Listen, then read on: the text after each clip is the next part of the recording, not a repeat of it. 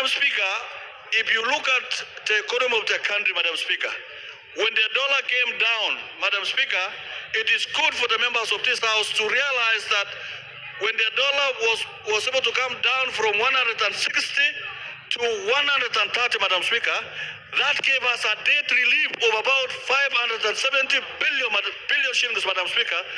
That is be able to save more resources for our programs, Madam Speaker.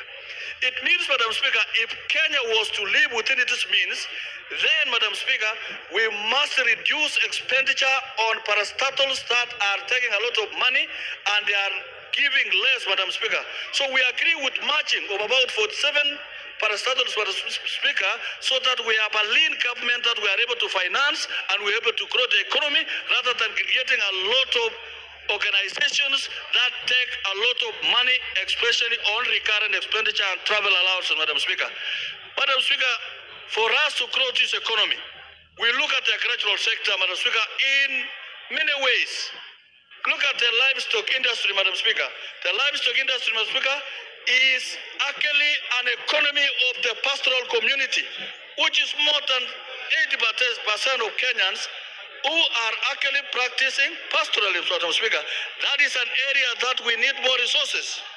Madam Speaker, even in the issue of the 14.5 billion shillings that was meant for rural electrification in our constituencies, Madam Speaker, is a factor that we must be able to reconsider in the next supplementary budget, so that because electricity is key, even in the election of these members, Madam Speaker, and ensuring that there is equity throughout the Republic of Kenya in terms of power distribution.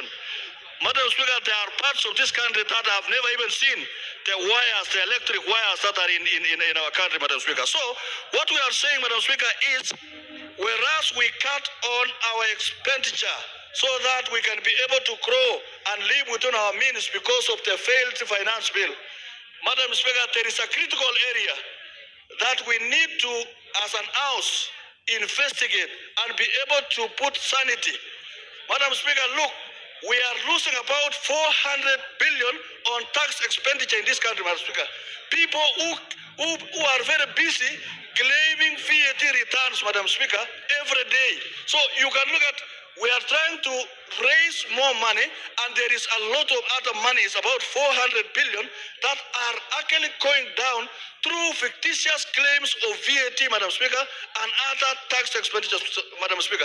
There is no need for finance bill to raise about 340 billion, and at the same time, we lose another 400 billion on tax expenditure, Madam Speaker. So you want to collect 300 and you want to spend 400. Madam Speaker, what is the logic? We must seal the loopholes so that the money that are being fictitiously claimed under VAT, Madam Speaker, can be able to be recovered so that we can able to put in our programs, Madam Speaker.